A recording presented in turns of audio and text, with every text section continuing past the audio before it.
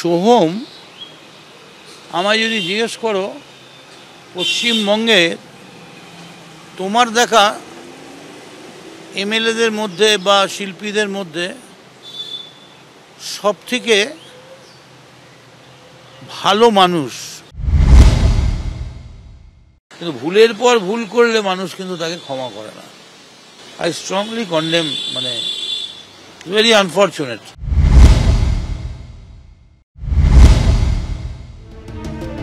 পোশাক এবং সানগ্লাসের রং বদলানোয় তিনি টালিগঞ্জের অভিনেতাদের বলে বলে গোল দিতে পারেন, কিন্তু এবার তৃণমূলের অভিনেতা বিধায়কের কীর্তি নিয়ে মদন মিত্র সুরও বদলালেন সেই রকমই দ্রুত গতিতে।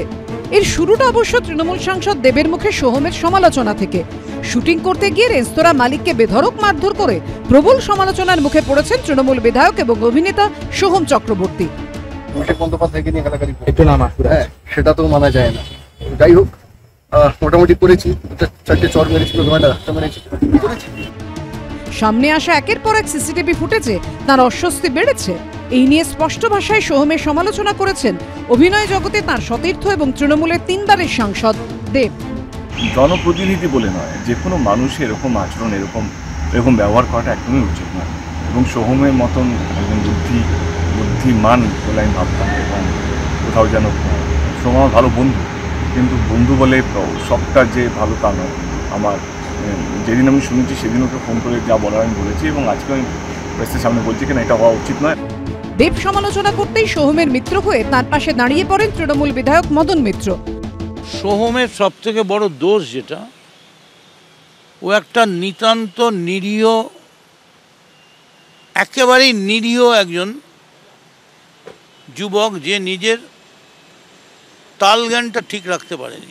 দেবের কিছুই না, দেব অ্যাকচুয়ালি সোহমের পাশে দাঁড়ানো নয়, সোহমকে অন্তত বলা তুমি ভুল করেছো, এই ভুল আর করো না, ক্ষমা চেয়ে নাও, সেইটা না বলে একেবারে কঠিন সমালোচনা দাদা হিসেবে, ওটাও একরকমের দাদাগিরি হয়ে গেল।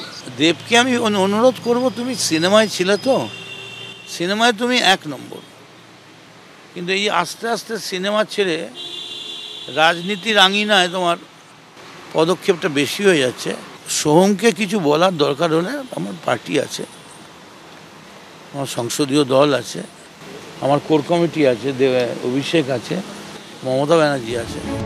কিন্তু মদন মিত্রের এই সার্টিফিকেট দেওয়ার কিছুক্ষণের মধ্যেই ফের বিতর্কে জড়ান তৃণমূল বিধায়ক সোহম। একটি অডিও ক্লিপ সামনে এনে তার বিরুদ্ধে চাঞ্চল্যকর অভিযোগ তোলে বিজেপি। আর যখন অ্যারেস্ট হয়ে বেল পেয়ে বেরোবে, বেল তো পাবে, বেল পেয়ে বেরোবে, ওদের জন্য মুখ ওদের ফ্যামিলির লোক না চিনতে পারে। হ্যাঁ দাদা, ওগুলো একটু ফোনে না বলে একটু সামনাসামনি বলছে। হ্যাঁ, সে ফোন হলে আমার ফোনে। আর তারপরে সোহমকে নিয়ে ডিগবাজি খান মদন মিত্র।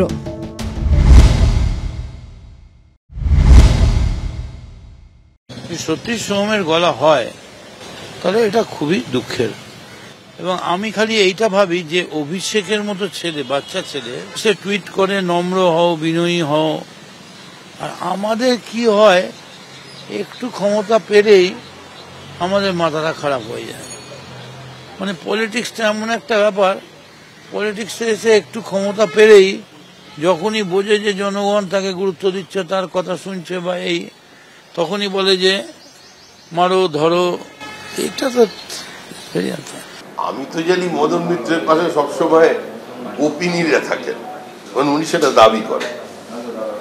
মদন মিত্রের কথায় তো ভাই 17 থেকে 67 সবাই মদন জ্বরে আক্রান্ত থাকে।